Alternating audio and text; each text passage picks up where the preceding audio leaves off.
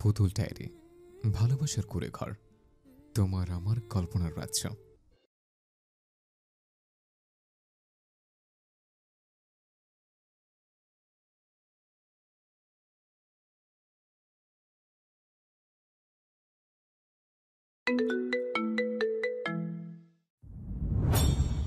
কথাবার্তা এই সামান্যতম কারণে উনি ওর একটা দাঁতও রাখবে না, সব প্লাস দিয়ে উঠিয়ে ফেলবে? এইটা কোনো কথা হলো? ও ঝটপট উঠে বসল। নামটা আবছা আবছা চোখে একবার দেখলো। হ্যাঁ, বুড়ো জামাই দিয়ে সেভ করা। উনি দেখলে খামছাড়া। দেখলে দেখুক, উনি বুড়ো নয়তো কি, গুনে গুনে ওর থেকে 14 বছর বড়। ভাবতে অবাক লাগে, উনি যখন বুড়ো হয়ে যাবে তখন সে জুয়ান থাকবে, তখন আচ্ছা করে বুড়োর গাল ধরে টানবে, টিপে ধরবে সে। এই অদম্য ইচ্ছা সংকল্প মনে মনে ঠিক করে রাখলো। হাত মুখ ধুয়ে ওর আম্মার কাছে বসলো, চুল বাঁধতে পুরো মাথায় চুপচুপে করে তেল দিয়ে সোজা সিথি পেটে দুপাশে দুটো বেনি করে দিলেন। পাখি একটু বিরক্ত হলো। কে আমা কত তেল দিলা দেখো, কপাল বেয়ে বেয়ে পড়তাছে। সারাদিন তেল ছাড়া টট টট করে ঘুরে বেড়াস, তেলের উপকারিতা সম্পর্কে জানিস কিছু? তেল না দিলে মাথা গরম থাকে, তেল দিবি মাথায়, দিব্যি ঠান্ডা থাকবে, শান্তি পাবি, আরাম লাগবে। তাছাড়া তোর নীলু কাকির কথা জানিস? ওনার মাথায় তেল না দেওয়ার কারণে মস্তিষ্ক শুকিয়ে গেছে। পাখি তড়িঘড়ি করে উঠে বসলো। আর কিছুক্ষণ থাকলে আরো কিছু জ্ঞান দেওয়া শুরু করে দিবে। মুখে ক্রিম লাগিয়ে একটু পাউডার দিয়ে আয়নায় কে বেরিয়ে পড়লো। গলা ছেড়ে চেঁচিয়ে বলল, আম্মা আমি নিখিল ভাইয়াদের বাড়ি যাচ্ছি, আসতে রাত হবে, আব্বারে পাঠিয়ে দিও, এখন দরজা আটকে দাও, আজকাল চোরের উৎপাত বেড়েছে। সাবধানে যাস, তোর বাবা যেতে পারবে না, মুক্তির সঙ্গে আসিস। ঠিক আছে। পাখি নিরিবিলি রাস্তা দিয়ে হেঁটে যায়। নিখিল ভাইদের বাড়ির রাস্তার সামনে আসতে লম্বাটে পুরুষের দেখা। ওকে দেখে প্যান্টের পকেটে মোবাইল ভরলো, টি শার্ট টেনে টুনে ঠিক করে হাত ঘড়িটা দেখে বললেন, 10 মিনিট লেট, কান ধর। নাও ভাই, এটা রাস্তা। তোকে কান ধরতে বলছি। পাখি চুপচাপ কান ধরে দাঁড়িয়ে রইল। উনি সুথান উঠবস কর। বেজায় না খুলে 10 বার উঠে বস করল। ওনার মন এবার কিছুটা শান্ত হলো। হাতটা ওর ধরে নিখিল ভাইদের সরু রাস্তার পাশে নিয়ে আসায়। এখানে বেশ নিরিবিলি, লোক সমাগমের কোলাহল নেই। এসে এক হাত পিঠের সঙ্গে চেপে ধরে সুথান। আমি তৃষ্ণার্ত পাখি, কোনো প্রকার বাধা দিবি না। আফিমের মতো নেশালো বাক্যটি ওর উৎকর্ণে ঝনঝন করে বাজে। দেহের অভ্যন্তরে উত্তাল ঢেউয়ের জোয়ার। ততক্ষণে কোমল উষ্ঠগতে আধিপত্য চালাতে লোকটা ব্যাকুল হয়ে উঠল। এক অদম্য নেশায় খেলায় উনি সম্পূর্ণ চুপে। অদ্ভুত সুখের ওনার চুল খামচে ধরল ও। পুরুষটির সঙ্গে এক সময়ও নিজেও প্রতিযোগিতায় নেমে পড়ে। ছোট্ট করে চুমু দিয়ে উনি ছেড়ে দেন। পাখি শ্বাস নেয়, লম্বা শ্বাস। ভিতরে যা। আপনি? আসছি। ছাদের এক কোণে পাখি গিয়ে বসলো। ওনার কাজিনদের মধ্যে আবুল স্যার ও নোভা ম্যাডামকেও দেখা গেল। ইচ্ছে পাখির পাশাপাশি বসা। জানো তোদের প্রেমলীলা কেমন চলছে? দৌড়চ্ছে। আমার ভাইকে তো কম গালাগালি করলি না, শেষ পর্যন্ত ওনার প্রেমেই মজলি, বুঝলি? এজন্যই বড় বড় কথা বলতে নেই। আজকে পার্টিতে কি কি মেনু থাকছে? অক্টোপাস, কাঁকড়া, বিফ স্টিক আছে। ওয়াক্থু, এসব মুখে রুচিতে উঠবে। তুই না খেলে না খাস, আমি তো ভাই কাঁকড়া খাবোই খাবো। রুচির দুর্ভিক্ষ চলবে। ইচ্ছে রাগ করে হননি উঠে গেল। পাখি ফের একা হয়ে গেল। ওই দিকে তার বোন নিখিল ভাইয়ের কাজিনদের সঙ্গে ভালোই আলোচনায় সভায় বসেছে। নিখিল ভাই আর নবাব ভাইকে অক্টোপাসের মশলা পাতি মেশাতে দেখা গেল। আবু স্যার পাখির দিকে এগিয়ে এলো, ওর পাশে ঘিরে বসল। তা সঙ্গীত শিল্পীর কি অবস্থা? লেখাপড়া কেমন চলছে? জি ভালো। পাখি, জি স্যার। 2 দিন পর একটি সাংস্কৃতিক অনুষ্ঠানের আয়োজন করা হবে। এই অনুষ্ঠানটা প্রতি বছর আমরা করে থাকি। এখানে 3-4টা কোচিং এর স্টুডেন্টরা মিলে প্রতিযোগিতায় অংশগ্রহণ করে। আমি চাই তুমি এখানে অংশগ্রহণ করবে। আমার বিশ্বাস তুমি আমাদের সম্মানিত করবে। স্যার আমি অত ভালো গাই না তেমন। তোমার কণ্ঠের সুর সুন্দর, তবে কনফিডেন্স নেই কেন? হ্যাঁ, হারার ভয় করছো নাকি? না স্যার, ঠিক আছে। শোনো পাখি, নিজের উপর আত্মবিশ্বাস রাখো। আমরা তোমার পাশে আছি, যত প্রকার সাহায্য লাগবে করব। না করবা না প্লিজ? আচ্ছা স্যার। আজ কিন্তু ছাড়ছি না, গান শোনাতে হবে। এই নিখিল, গিটার দে।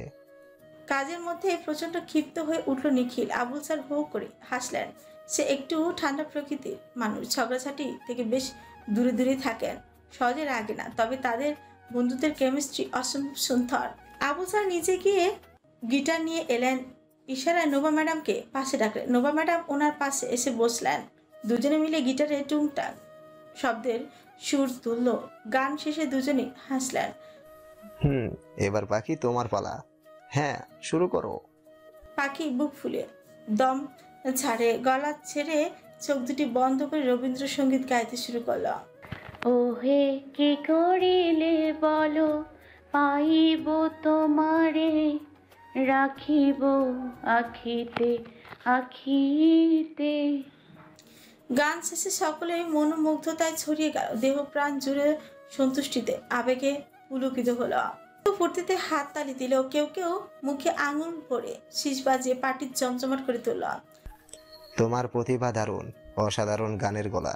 এবার আমাদের বার্ষিক ক্রিয়া সাংস্কৃতিক অনুষ্ঠানে পার্টিসিপেট করতে হবে, কিন্তু কোনো না শুনবো না। কথার প্রসঙ্গে ও মাথা নাড়লো, মানে সে পার্টিসিপেট করবে। পাখি জুতা পরতে গিয়ে দেখে ওর পাশেই রেলিংয়ে হেলান দিয়ে লম্বাটে পুরুষটি দাঁড়ানো। অদ্ভুত হাসি খেলা করে তার অধর কোল জুড়ে। বরাবরের মতন বুকে আড়াআড়ি হাত দুটি বাঁধা। তার চোখে চোখ পড়তে ইশারায় আড়ালে ডাকলো। পাখি জুতা পরে যায়। ছাদের এক প্রান্তে দুজন, লাইট ও মানুষ জনের শোরগোলে। এখানে তেমন একটা কেউ নেই। দেয়ালের সঙ্গে ওর হাত দুটি আচমকা চেপে ধরলেন তিনি। আমাকে পেতে হলে এত কষ্ট করার দরকার নেই। আমার জানটা শুধু বুকের ভিতরে মুখটা গুজে রাখবি, আর প্রতিদিন 10টা করে চুমু খাবি, তাহলেই হবে। আমি পুরোপুরি তোর। পাখি হাসলো। লজ্জায় ওনার মুখে মুখ গুজল। উনি মেয়েটার কানের লতিতে আলতো করে কামড় বসান। কানের লতির সঙ্গে অথর লাগিয়ে ফিসফিস করে ফেস সুথান। আমি পুরোটাই তোর, একমাত্র তোর। বেশ বেলা পড়েছে। উঠোনের মাঝে চিকচিক করে সোনালি মিঠা রোদের কিঞ্চিত আলোক ঝিলিক দেখা গেল। কৃষ্ণচূড়া গাছ থেকে অবহেলায় ঝরে পড়ে পুষ্পরানী। অযত্নে ছড়িয়ে ছিটে শুকনো মাটিতে বিছিয়ে আছে শিউলি ফুল।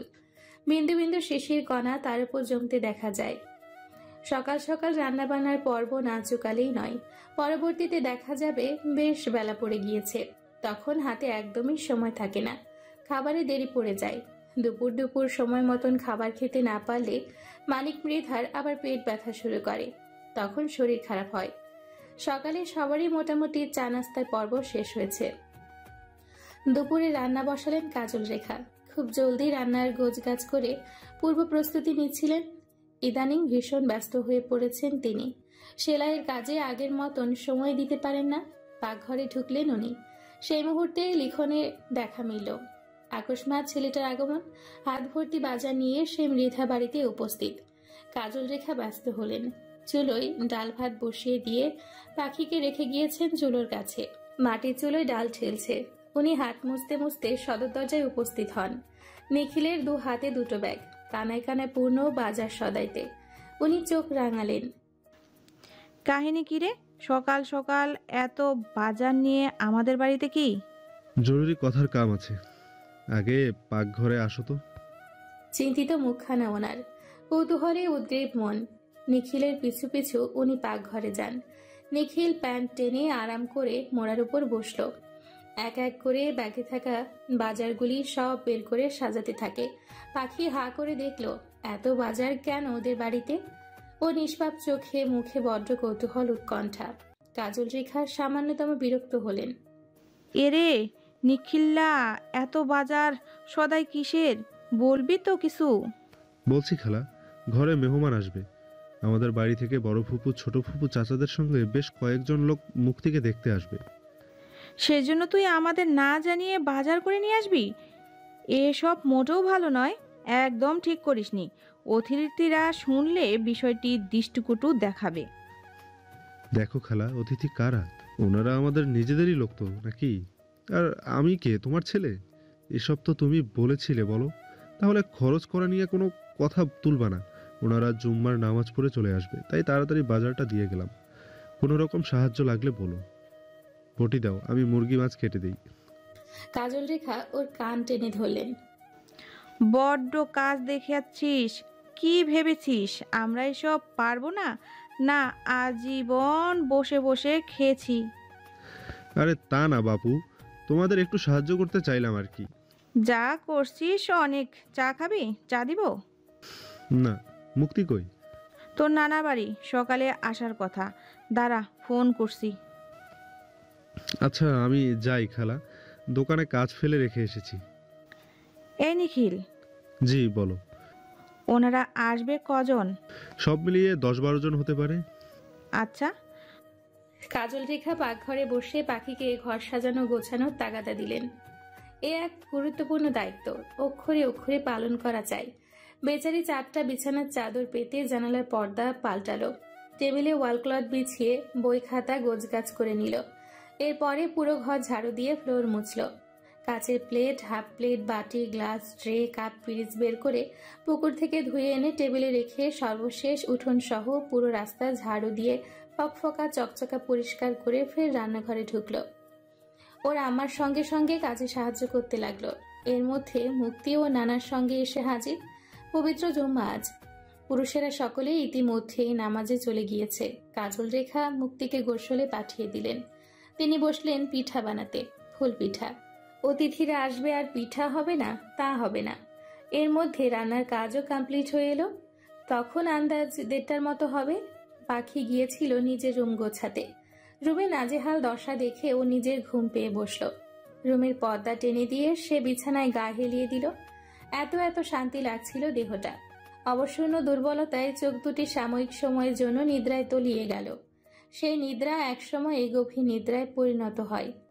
এইদিকে জুম্মার পরপরই অতিথিরা এসে হাজির। মুরব্বীদের সঙ্গে কিছু সংখ্যক নিখিল ভাইয়ের কাজিনীরাও এলো। কাজল রেখা একা হাতে 10-15 মানুষের নাস্তা তৈরি করতে হিমশিম খাচ্ছেন। উনি পাখিকে ডাকতে গেলেন।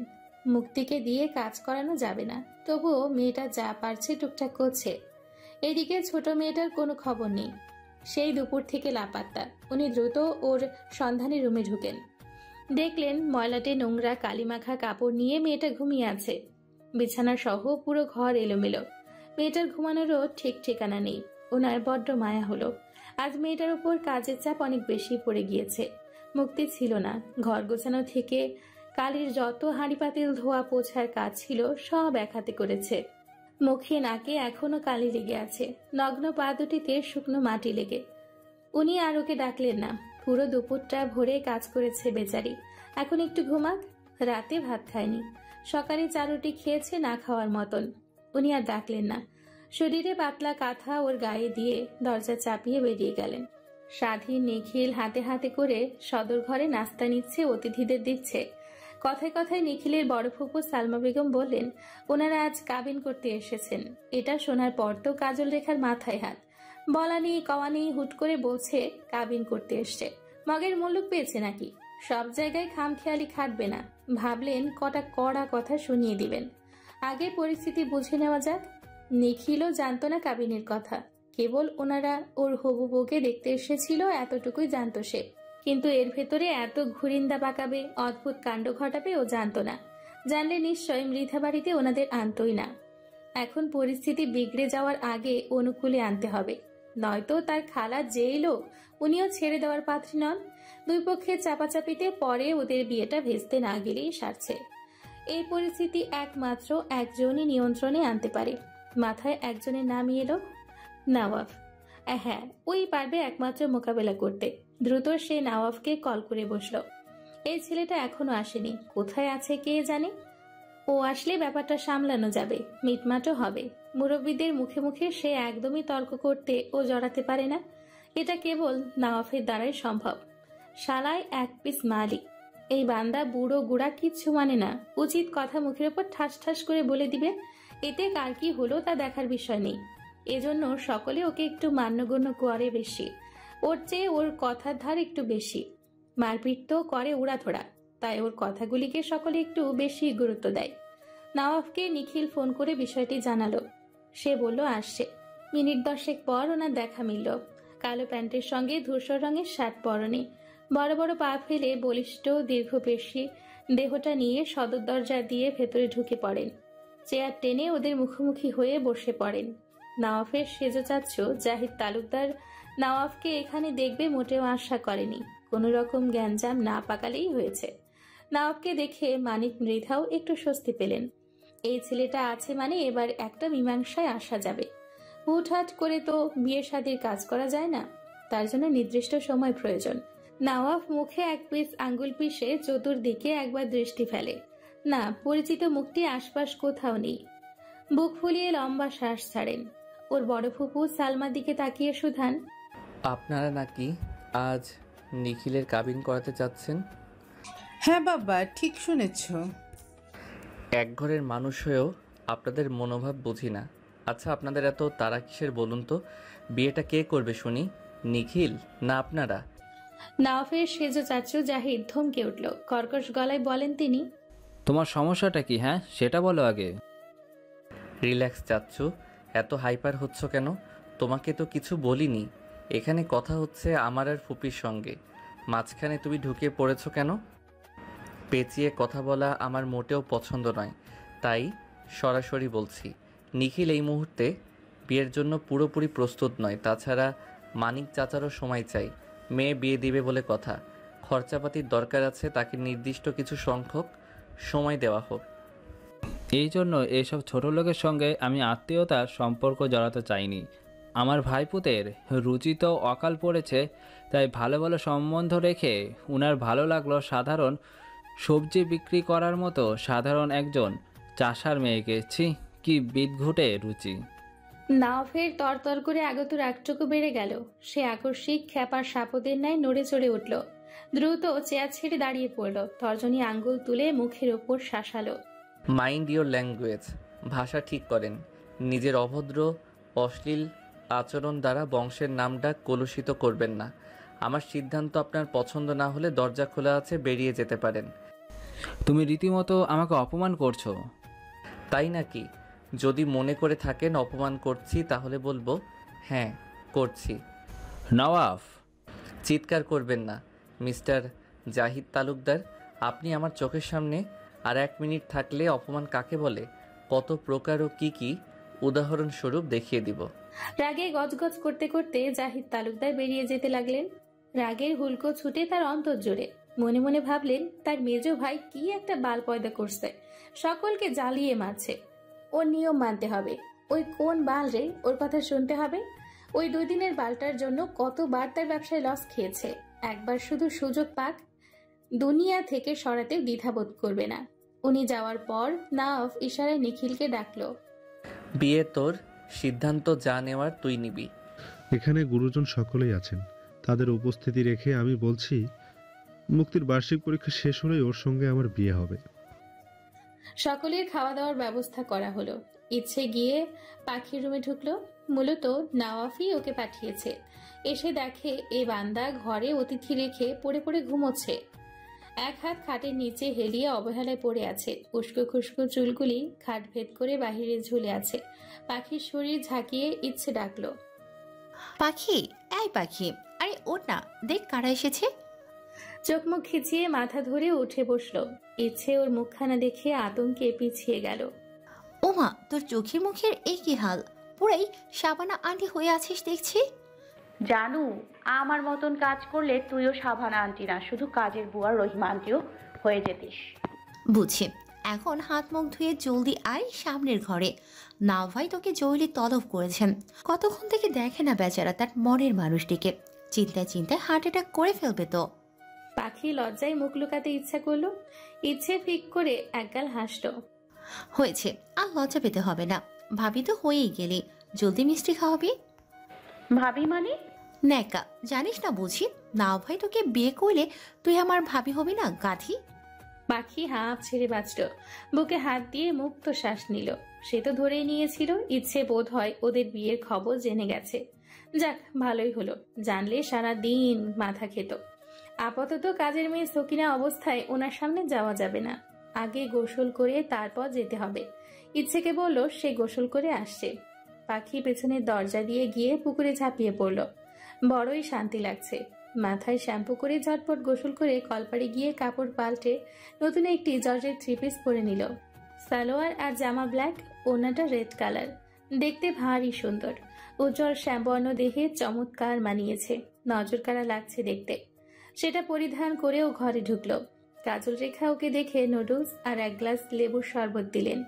খাওয়া শেষ হলে ওর হাতে পান সুপারি আর মিষ্টির প্লেট ধরিয়ে মাথায় কাপড় দিয়ে বসার ঘরে যেতে বললেন।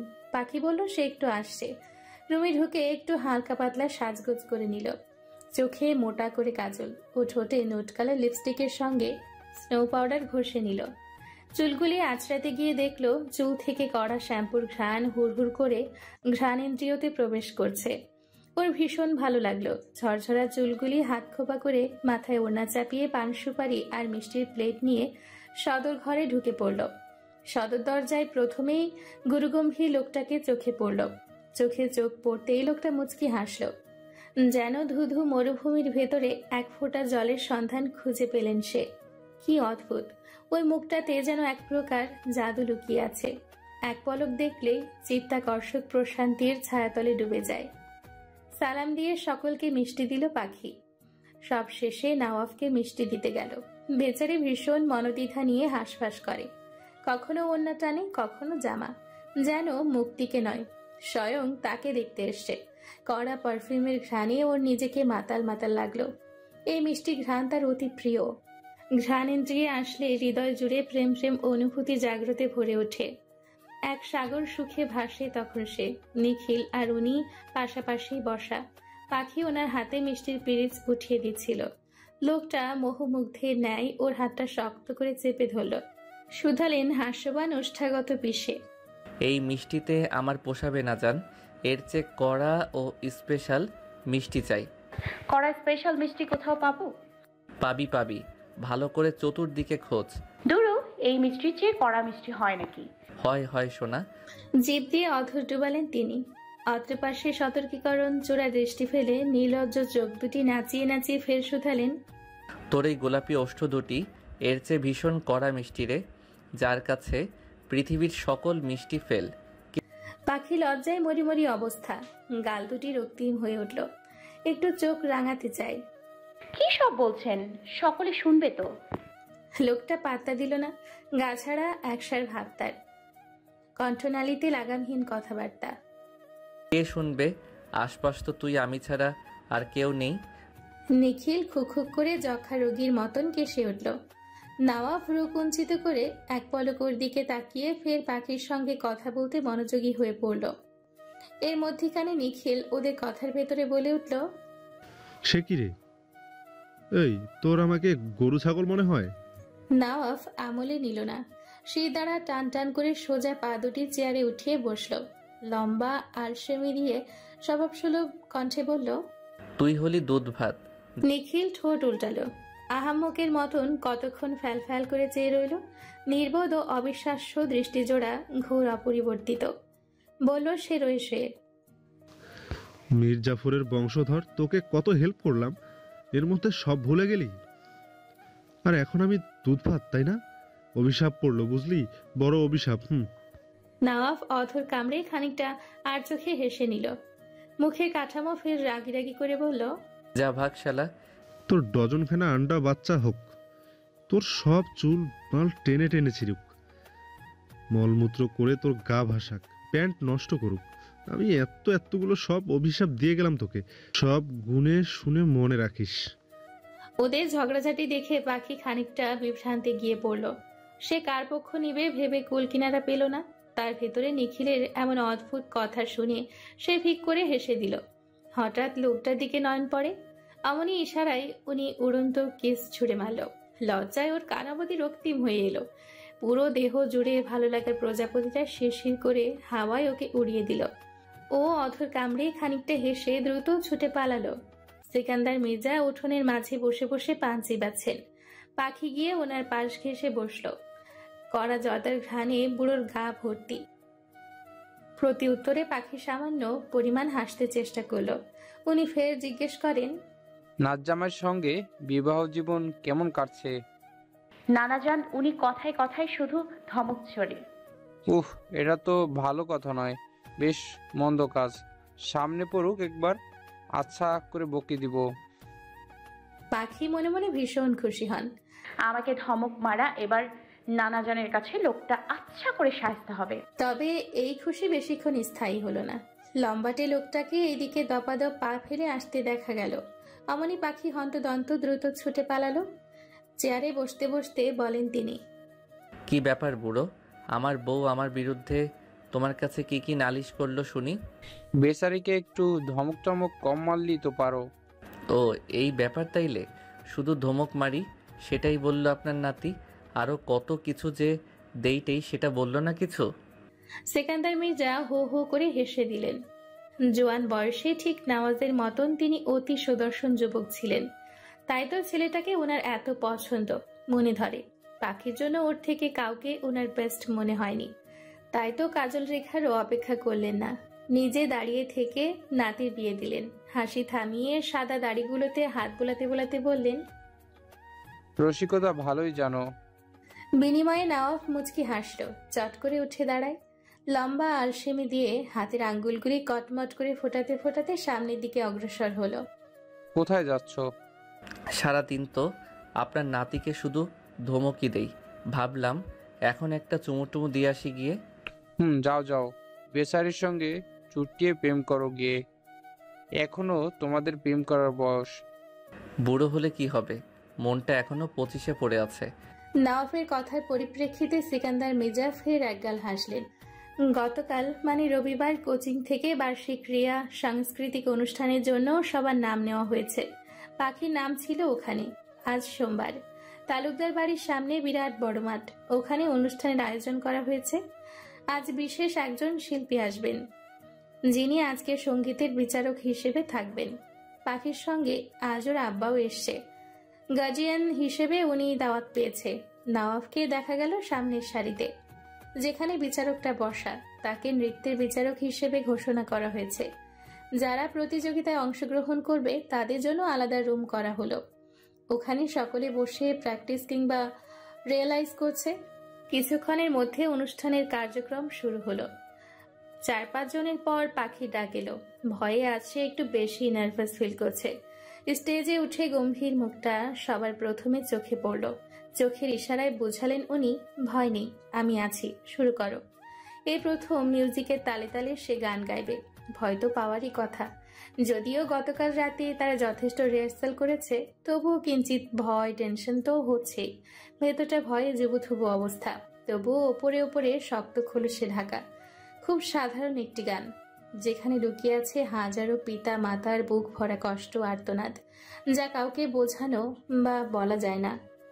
ছেলে আমার মস্ত মানুষ, মস্ত অফিসার, মস্ত ফ্ল্যাটে যায় না দেখাই পার পার, নানান রকম জিনিস আর আসবাব দামি দামি, সবচেয়ে কম দামি ছিলাম একমাত্র আমি। ছেলের আমার প্রতি আঘাত সম্ভ্রম, আমার ঠিকানা তাই বৃদ্ধাশ্রম, আমার ব্যবহারে সেই আলমারি আর আয়না, ওসব নাকি বেশ পুরনো, ফ্ল্যাটে রাখা যায় না। ওর বাবার ছবি ঘড়ি ছড়ি বিদেয় হলো তাড়াতাড়ি, ছেড়ে দিল কাকে খেলো পোষা কুকুর ময়না। স্বামী স্ত্রী আর অ্যালসেশিয়ান জায়গা বড়ই কম, আমার ঠিকানা তাই বৃদ্ধাশ্রম। এত সুন্দর আবেগময় বাস্তবমুখী গানটি উপস্থিত প্রতিটি হৃদয়কে ভেতর থেকে নাড়িয়ে দিল। ঝড়ঝরিয়ে সকলে চোখ দিয়ে অশ্রুপাত হচ্ছে। উপস্থাপিকা পরবর্তী প্রতিযোগিতার নাম ঘোষণা করতে পারল না, তার কণ্ঠে ভাষা নেই। বিচারকদের দুচোখে অশ্রুর ঢাল। এ যেন জীবন্ত এক সত্যকে গানের মাধ্যমে সুরে ছন্দে ছন্দে তুলে ধরা হয়েছে। বৃদ্ধাশ্রমে থাকা হাজারো বাবা মায়ের আহাজারি গানের প্রতিটি লাইন জুড়ে। গানের বিচারক শিল্পী সমিতির সভাপতি সালমান চৌধুরী মঞ্চে উঠে এলেন, পাখির মাথায় স্নেহের পরশ বুলিয়ে দিলেন। আজ উপস্থিত প্রত্যেক হৃদয়কে তোমার গান দ্বারা কাঁদিয়ে ছাড়লে। আমি জাস্ট স্তব্ধ হয়ে গিয়েছি।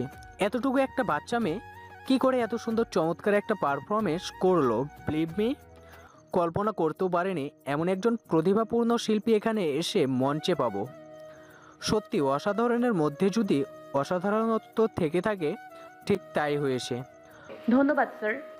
উনি 1000 টাকা চকচকে 10টি নোট উপহার স্বরূপ হাতে গুজে দিলেন। পাখি নিতে চাইল না, উনি জোর করে দিলেন। ওনার সঙ্গে ভাইস চেয়ারম্যান দিলেন 5000। উদয়পুর হাই স্কুলের প্রধান শিক্ষক উনিও দিলেন 5000। মোট 20,000 টাকা মুহূর্তের মধ্যে উপহার স্বরূপ পেল। এছাড়া সালমান চৌধুরী ওনার ভিজিটিং কার্ড দিলেন, বললেন, অসাধারণ প্রতিভা তোমার। কণ্ঠের সুরধ্বনি, টান ও গলা দুটোই চমৎকার। কখনো যদি নিজেকে একজন সঙ্গীত শিল্পী হিসাবে লোকসমক্ষে পরিচালনা করতে চাও আমার সঙ্গে, তাহলে যোগাযোগ করো। আমি তোমাকে বিনা বাছাইকৃত ছাড়াই সিলেক্ট করব। ধন্যবাদ স্যার। যদি ওর প্রয়োজন পড়বে না, কেননা আমি শখের বশে গান গাই, প্রফেশনাল হিসেবে নই। আপনাকে বলার জন্য অসংখ্য ধন্যবাদ রইল। হাত বাড়িয়ে পাখি কাটতে নিল। ওর পরে আরও 4-5 জন গান গাইল, কিন্তু মঞ্চ মাতাতে পারল না আর। সকলের হৃদয়ে ওর গান যেন গেঁথে আছে, তার রেশ এখনো কাটেনি। মানিক মৃধা চলে গেলেন। কিছুক্ষণ পর ক্রীড়া সাংস্কৃতিকের উপস্থাপক সঙ্গীতের ফলাফল ঘোষণা করলেন। মাইকে বাজলো পাখির নামটি প্রথমে। খুশিতে তো সে আত্মহারা, তবে মনে মনে ভীষণ আত্মবিশ্বাস ছিল সে কিছু একটা হবে। অবশেষে সেই মুহূর্ত এলো। সবার সামনে থেকে পুরস্কার গ্রহণ করলো। সঙ্গীতের পর এলো নৃত্য। পাখি যে নৃত্যে অংশগ্রহণ করেছে নাওফের তা জানা নেই। নৃত্যের মঞ্চে যখন ওকে দেখা গেল, নাওফের দু চোখে অবিশ্বাস্য বিস্ময়ের ঢাল। এখানে শত শত লোক, তার সামনে বসে এই মেয়ে কোমর ঢোলাবে। ওনার মোটেও পছন্দ হলো না ব্যাপারটি। ইচ্ছে করলো মঞ্চে উঠে মেয়েটাকে কয়েকটি চড় থাপ্পড় বসাতে। পরিস্থিতির চাপে পড়ে আজ সে অসহায় নির্ভীক। নিজেকে কন্ট্রোল করা দুঃসাধ্য। বক্সে নৃত্যের সং বাজে। পুরো গানটা শেষও হয়নি, তার আগেই নওয়াব উঠে গেল। পাখির ভীষণ মনক্ষুণ্ণ হলো, চোখে মুখে রং উড়ে গেল। একসার মন খারাপের ঘন্টা অন্তরে অন্তরে বাজলো। এর মধ্যে হুইসেল পড়ল। কিছুক্ষণ পর নওয়াব ফিরে এলো। নৃত্য শেষ হলে ফলাফল ঘোষণা করা হলো। প্রথম হয়েছে তালুকদার কোচিংয়ের ছাত্রী পুতুল, দ্বিতীয় হয়েছে শামসুন্নাহার কোচিংয়ের ছাত্রী তুলি, তৃতীয় হয়েছে বনফুল কোচিংয়ের ছাত্রী শিমলা। পাখির মনটায় এক মুঠো অমানিসায় জমে গেল। বুক ফেটে কান্না এলো। আজ কেবল সে নৃত্য পরিবেশন করেছিল ওনার জন্য। কত সুন্দর করে সেজেছিল, একবার ভালো করে তাকায়নি পর্যন্ত। লাল পাড়ের কালো শাড়ি পরেছিল, পায়ে ঘুঙুরের সঙ্গে মোটা করে আলতা পরেছিল। লোকটা দেখলো না চেয়ে একটুও। উনি বিচারক ছিল বলে বেশ আগ্রহ নিয়ে মঞ্চে উঠেছিল। তাছাড়া উত্তীর্ণ হওয়া প্রতিযোগীদের চেয়ে ওর নৃত্য যথেষ্ট সুন্দর ছিল। উনি ইচ্ছে করে এমনটা করেছে। ইচ্ছে ছুটে এলো। পাখির চোখে অশ্রুতে ছলছল করছে। ইচ্ছে বোঝালো, পাখি কাঁদছিস কেন? নৃত্যে প্রথম না হোস তাতে কি হয়েছে? গান দিয়ে তো পুরো মঞ্চ কাঁপিয়েছিস। একটা সত্যি কথা বলবি, আমার নৃত্য কি অতটাও বাজে ছিল? মনে কষ্ট নিস না, সত্যি বলছি। যারা প্রথম, দ্বিতীয়, তৃতীয় হয়েছে ওদের থেকে তোর পারফরমেন্স যথেষ্ট ভালো ছিল। কিন্তু নাও ভাইয়ের কি হয়েছে হঠাৎ জানি না। তুই মঞ্চে ওঠার সঙ্গে সঙ্গে উনি চেয়ার ছেড়ে উঠে গেলেন। এ দ্বারা উনি কি বোঝাতে চেয়েছেন জানিস? উনি চান তুই নৃত্য করিস না, তাই হয়তো ইচ্ছে করে উনি তোকে উত্তীর্ণ করেননি। তাছাড়া উনি তোকে কেন প্রথম উত্তীর্ণ করলেন না তা নিয়ে শিক্ষকদের মধ্যে কঠিন কানাঘোষা চলছে। যাই হোক, ওসব মনে রাখিস না। মনে রাখবো না মানে? উনি ইচ্ছে করে এসব করছে, এর জবাবদিহিতা ওনাকে দিতেই হবে। রাতে বাড়ি ফিরবে না যতক্ষণ ওনার সঙ্গে দেখা না হয়। মঞ্চের বাহিরে অনেকক্ষণ দাঁড়িয়ে রইল, উনি ফিরলেন না। পাখি নিখিল ভাইদের বাড়ি রাতে রয়ে গেল। লোকটার দেখা পাওয়া গেল রাত 1টার দিকে, তাও নিখিলের সঙ্গে। পাখি সেই শাড়ি চুড়ি কিছুই খুলল না, যেমন ছিল তেমনই আছে। নওয়াফের মেজাজ খারাপ ছিল, তার ভেতরে পাখি এসে ওর পথ রোধ করে দাঁড়ালো। নিখিলকে তিনি শোধালেন, তুই ঘরে যা, আর হ্যাঁ, লাইটটা বন্ধ করে দিস। নিখিল চলে গেল। আপনি ওটা ইচ্ছে করে করেছেন তাই না নওয়াফ ভাই? কোনটা? বোঝেন না? না, তুই বুঝা আমায়। নওয়াফ ভাই, এটা কিন্তু বেশি বেশি হয়ে যাচ্ছে। কিছু বুঝে ফেলার আগে আচমকা দানবের মতন থাবা বসিয়ে ও সুগঠিত কোমর টেনে তিনি কোমরে নখ বসিয়ে দেন। পাখি আর্তনাদ করার আগে ওর মুখটা চেপে ধরলেন তিনি। টান মেরে পুরো শাড়ি খুলে ওকে অর্ধনগ্ন করে অন্ধকারে ছুঁড়ে মারলেন। পাখি ছিটকে গিয়ে মাটির উপর বসে পড়ল। উনি সামান্য ঝুঁকলেন ওর মুখের উপর। তোর সাহস হলো কি রে অত শত লোকের ভিতরে কোমর দোলানোর? বাইজিগিরি করতে ইচ্ছে করছে তোর? নগ্ন কোমর বের করে সবাইকে দেখাতে মন চাচ্ছে? দাঁড়া, আজ তোর কোমরে আগুন লাগিয়ে দিব আমি। ওনার প্রকাণ্ড চিৎকারে পাখি ভয়ে সিটিয়ে গেল। ঘোর প্রতিবাদ করে চিৎকার করে চেঁচিয়ে উঠল, আপনি কিন্তু স্বৈরাচারীর মতো আচরণ করছেন কেন? কারণ আমি স্বৈরাচার। আপনি এমন স্বৈরাচারীর মতন আচরণ করছেন কেন?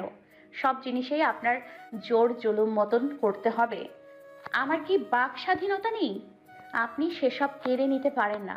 আমি তো আপনাকে কোনো কাজে বাধা দিই না, তাহলে আপনি কেন আমাকে সব সময় বাধা দেন? আমারও নিজের ভালো লাগা মন্দ লাগা আছে।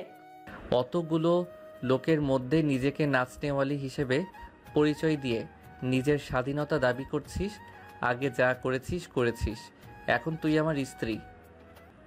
তোর দেহ মানে আমার দেহ, সেসব তুই অন্য পুরুষকে কেন দেখাতে যাবি শুয়োর? খবরদার গালি দেবেন না।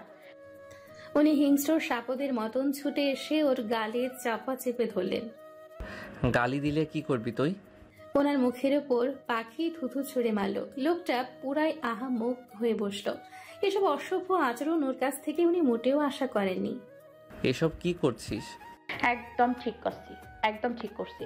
আপনার সঙ্গে বিয়ে হওয়াটাই চরম ভুল ছিল, যে নিজেরটাই সব সময় বোঝে, অন্যেরটার বিন্দু মাত্র ওনার কাছে দাম নেই, মূল্য নেই। সব জিনিসেই আপনি জোর করবেন। আপনার হুকুম অক্ষরে অক্ষরে পালন করতে হবে, না করলেই শুরু করে দেবেন কেলেঙ্কারি, মারামারি, ধমকাধমকি। আর আমার বেলায় শূন্য। কেন নাওফ ভাই, আমাকে কি আপনার কাছে মানুষ মনে হয় না? না জড়বস্তু? কোনটা? আমারও ভালো লাগা মন্দ লাগা আছে, সব কিছু তো মনের ওপর চাপাইয়া দেওয়া যায় না। ওনার মুখে ভাষা নেই, পুরো হতভম্ব হয়ে গেলেন। কাকে কি বোঝালেন আর কি বুঝল? ওনার নিরেট বনিয়া চূর্ণ হয়, বুকের ভেতর ক্লেশে জোয়ার ধেয়ে আসে, ভেঙে যায় শক্ত সত্তার সমস্ত নিয়ম। ওর মুখের উপর শাড়ি ছুঁড়ে মারলেন তিনি। তোর স্বাধীনতার দরকার না, তাই না? ঠিক আছে, চলতে থাক তোর নিজের মতন করে। আমি জবাবদিহিতা চাইব না, বাধাও দিব না। আমি বাধা দেওয়ার কে? আমি তোর কিছুই না। উনি ঘোর এক বুক অভিমান নিয়ে মাঝরাত্রে বাড়ি ছেড়ে বেরিয়ে গেলেন। পাখির বড্ড চিন্তা হলো, মন খারাপ বাড়ল। এত রাতে লোকটা গেল কই? ওর অস্থিরতায় সময় কাটে না। রাত গভীর থেকে গভীর হলো, লোকটার দেখা পাওয়া যায় না। নিখিল ভাইয়ের ফোন দিয়ে কতবার কল করলো, উনি কল রিসিভ করলেন না, উল্টো ফোন বন্ধ করে রাখলেন। পাখির কষ্ট লাগলো, ভীষণ কষ্ট। চিল্লিয়ে কাঁদতে পারলে শান্তি লাগতো। লোকটার সঙ্গে অমন আচরণ করা শোভা পায়নি। সারা রাত এক ফোঁটাও ঘুমোয়নি। ভোরে আলুথালু চেহারা নিয়ে ট্রিহোমে গেল, লোকটার দেখা পেল না। দরজায় তালা ঝুলছে। ও বাড়ি চলে গেল। নিজেদের বাটন সেট দিয়ে কতগুলো কল করলো, মেসেজ করে সরিও লিখলো। তবুও নিষ্ঠুর লোকটার মন গড়ল না বিন্দু মাত্র। আজ 3 দিন হয়ে গেল, লোকটার দেখা মিলল না। পাখির পুরো পাগল পাগল অবস্থা। নাওয়া নেই, খাওয়া নেই, দু চোখে ঘুমও নেই। কঠিন অস্থিরতার সঙ্গে সময় কাটাচ্ছে। এর মধ্যে একদিনও ফোন করেছিল। লোকটা বাজখায় গলায় এক ধমক ছুড়ল। ভয়ে কান থেকে মোবাইল পড়ে ভেঙে গেল। রাগে দুঃখে পাখি ও নানা বাড়ি গিয়ে উঠে বসল। আর ফোন দিবে না ভাবলো। রাগ কি ওর নেই? ওনার একাই রাগের বস্তা? তারও ভীষণ রাগ আছে, বোঝাতে হবে। সেখানে গিয়ে রাতে নারকেলের পিঠা খেয়েছে। নারকেলে ছিল ওর গ্যাস্ট্রিক, পেটে সইত না। খাওয়ার পর মাঝরাতে যেমন বমি তেমন ঘাট। 5-6 বার বমি, বাথরুমের পর বাথরুম। টয়লেটের সামনে বেহুশ হয়ে পড়েছিল সারা রাত্রি। ভোরের দিকে সেকান্দার মির্জার চোখে পড়ল ওকে। উনি জলদি করে ওকে ঘরে এনে শোয়ালেন। হাত পায়ে কুসুম গরম সরিষার তেল ঘষতে বললেন ওনার গৃহিণী মনোয়ারা বেগমকে। জ্ঞান ফিরল, তবে কথা বলতে পারল না অতি দুর্বলতার কারণে। দাঁড়ানোর শক্তিটুকুও শরীরে অবশিষ্ট ছিল না। ব্যাপারটা মৃধা বাড়িতে জানানো হয়নি, অযথা চিন্তা করবে ভেবে সেকান্দার মির্জা ওষুধ বাড়ি এনে দেন। তাতে বমি ঘাট কমলেও তবে দুর্বলতা কাটে না। সে রাতে শরীর কাঁপিয়ে দুঃখার জ্বর এলো। সারা রাত ঘুমোতে পারেনি, বেহুশের মতন পড়েছিল।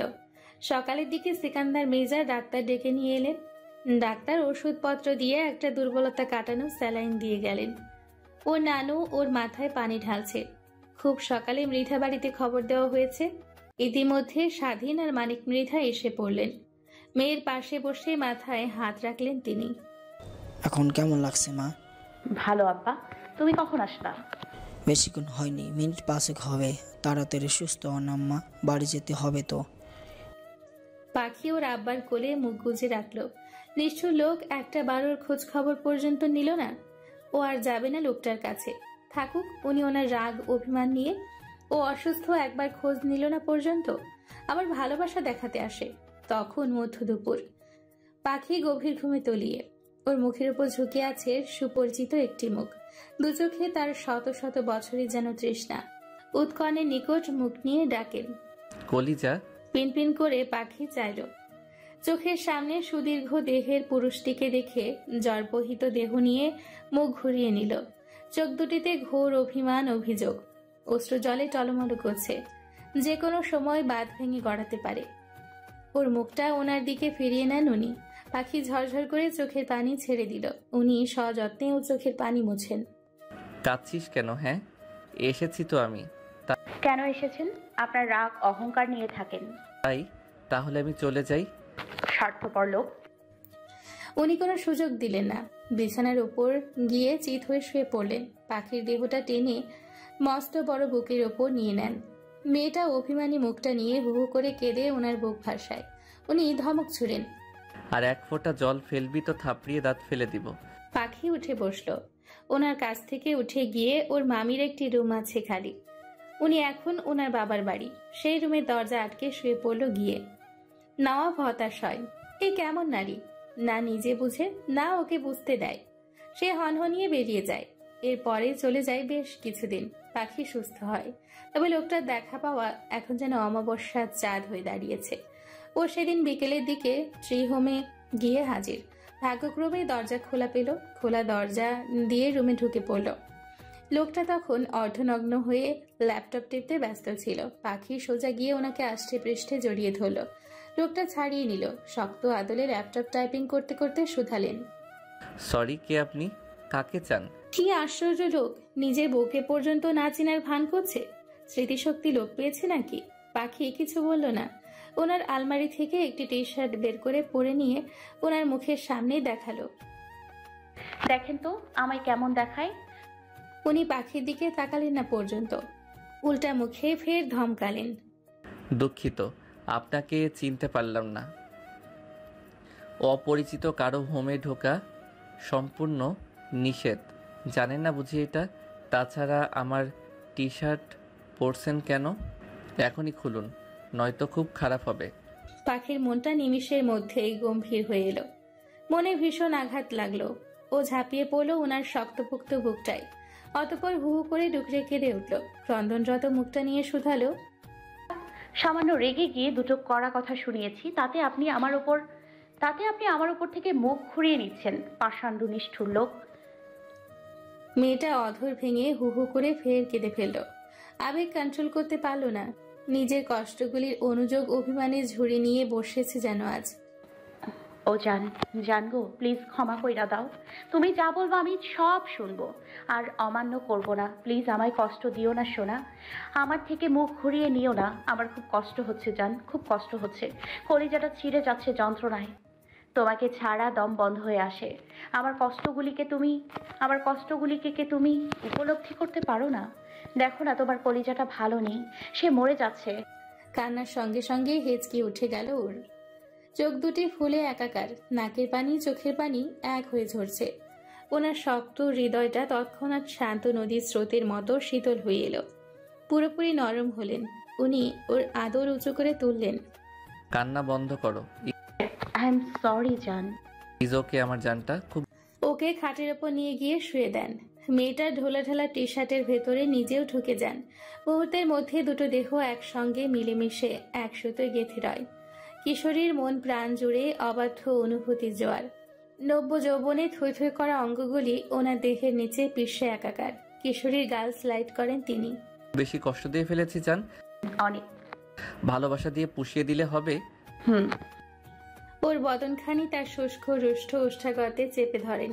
চুমুকে চুমুকে কিশোরীকে উন্মাদনা বানিয়ে তোলেন। ধীরে ধীরে অধর ছেড়ে একসময় পুরুষালী স্পর্শ গ্রীবাদেশে তাণ্ডব চালায়।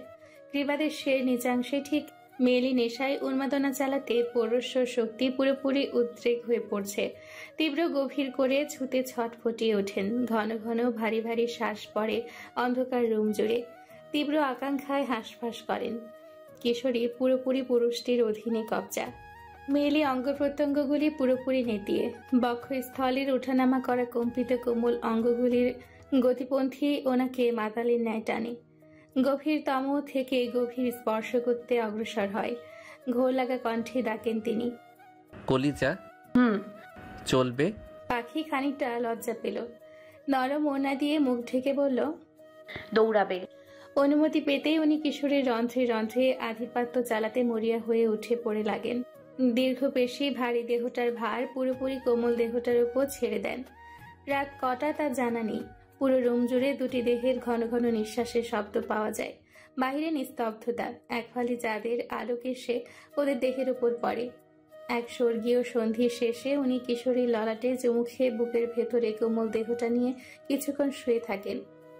পাখি, উঠো, বাথরুমে যা। একটু ঘুমাই। আজ সারা রাত তোর কোনো ঘুম নেই। তাহলে রাত জেগে কি করব? ডান্স করবো, যা। আজব। উনি হাসেন। কিছুক্ষণ পর ভেজা শরীর নিয়ে উপস্থিত হয়ও। কাপড় খোল। হ্যাঁ। নাও ভাই, একদিনে এত সব লোড একসঙ্গে সামলাতে পারবো না। এমনিতেই মাত্র গোসল সেরে এসেছি। আপড়িয়ে দাঁতের বারান্দায় ছুটিয়ে ফেলবো। বেয়াদব, এত উল্টাপাল্টা ভাবিস কেন? তাহলে কি? তোর মাথা। এই শাড়িটা যা পরে আয়। পারবো না, আপনি পরিয়ে দেন। ভেবে বলছিস তো? গোলাপি রঙের একটি জর্জেট শাড়ি, সিলভার রঙের একটি হাতাকাটা ব্লাউজ। পাখি লজ্জা লাগলো। ব্লাউজের পিঠ অধিকাংশ বেরিয়ে, ব্লাউজের গলা বড়, মেয়েলি অংশগুলি বড় গলা দিয়ে বেরিয়ে আসে, যা দৃষ্টিকটু লাগে দেখতে। শাড়ি পরিয়েছে যার সবই শরীর দেখা যায়। লজ্জায় কান অবধি গরম হয়ে এলো। এই শাড়ি পরবো না আমি। শাড়ি পরে যদি সবই দেখা যায় তাহলে সেই শাড়ি পরার দরকার কি বাপু? খুলে ফেলুন। আমার জিনিস আমি দেখব, তাতে তোর কি? ভারী লজ্জা লাগছে। অন্য পুরুষদের যে পেট দেখিয়ে এসেছিস তার বেলায় কি লজ্জা লাগেনি? কখন? দেখ, পিছনের কথা মনে করে মেজাজ খারাপ করতে চাচ্ছি না আপাতত। তোর হাত পা যে ভেঙে দেইনি, এটাই অনেক। কথা বলতে বলতে উনি ওকে সাজিয়ে দিল। পা দুটি আলতা মাখিয়ে সাউন্ড বক্সে গান প্লে করলেন। হ্যাঁ, শুরু কর। কি শুরু করব? নৃত্য। কি? জি ম্যাডাম, শুরু করেন। ওখানে তো শত শত লোক ছিল, এখানে তো আমি একা। আজ পুরো রাত তুই আমাকে নৃত্য পরিবেশন করে দেখাবি। একটু থামলেই পিঠে মাইর পড়বে। আজ তো মাইর। পাখি হতাশ হয়, অসহায় তো চোখ দুটি ঘুরিয়ে ঘুরিয়ে ওনার দিকে নেয়। ও নাও ভাই, একটু দয়া করুন। যেই হারে জামাইরে ভাই ডাকা শুরু করে দিয়েছিস, আমার আন্ডা বাচ্চাদের মামা বানিয়ে ছাড়বি। শুরু কর। আমি একা নাচবো কেন? সঙ্গে আপনাকেও নাচতে হবে। লোকটা দাঁত বের করে অদ্ভুত ভঙ্গিমায় হাসল, যেটা পাখির নিকট নির্লজ্জ হাসি হিসেবে আখ্যায়িত হলো। পাখি বুঝলো উনি কি করতে চাইছেন। পুরো দমে রোমান্টিক গান ছেড়ে নাচের উছিলায় কিশোরীর অঙ্গে অঙ্গে ভালোবাসার পরশ বুলিয়ে দিলেন। ঘোর লেগে গেল পাখির। উনি গান বন্ধ করে এগিয়ে গেলেন। গাল দুটি শক্ত করে চেপে ধরে শুধান, নে চুমু খা। কিছুক্ষণ আগেও তো দিলাম, এখন আবার চাইছেন? আর পারবো না বাবু, আমি। বুঝছি, তুই কথা শুনবি না। দাঁড়া, তার ব্যবস্থা করছি। আলমারি থেকে একটি হ্যান্ডক্যাপ নিয়ে আসেন তিনি। ওর হাত দুটি পেছনের দিকে হ্যান্ডক্যাপ দিয়ে বেঁধে নেন।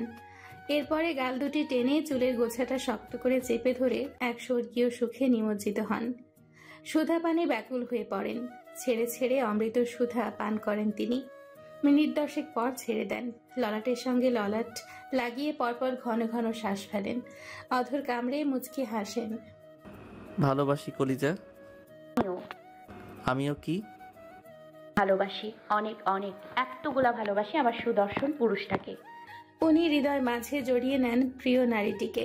বিড়াল ছানার মতো নরম তুলতুলে দেহটা নিয়ে কিশোরী লিপ্তে থাকে শক্তপোক্ত বলিষ্ঠ বুকটাতে।